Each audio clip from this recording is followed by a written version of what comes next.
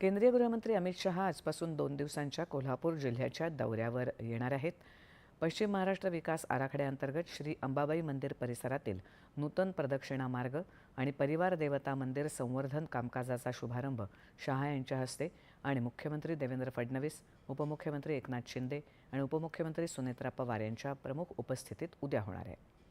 राज्य शासनाच्या पश्चिम महाराष्ट्र देवस्थान समिती आणि करवीर निवासिनी श्री अंबाबाई विकास आराखडा अंतर्गत हा विकास प्रकल्प राबवला जातो आहे. नवीन प्रदक्षिणा मार्गामुळे भाविकांना मंदिर प्रदक्षिणा करताना अधिक सुविधा, सुसज्जता आणि सुरक्षितता उपलब्ध होईल. तसंच परिवार देवता मंदिरांचं संवर्धन आणि सुशोभीकरण केलं जाणार आहे. या कार्यक्रमानंतर अमित शहा यांची कोल्हापूर येथे राजकीय सभा तसंच इचलकरंजीत सहकारी बँकेचा कार्यक्रम आणि राजकीय सभा होईल. कोल्हापुरातील सभेच्या स्थळाच्या तयारीची पाहणी भाजपाचे प्रदेशाध्यक्ष रवींद्र चव्हाण, ज्येष्ठ भाजपा नेते चंद्रकांत पाटील, भाजपा खासदार धनंजय महाडिक यांनी आज केली.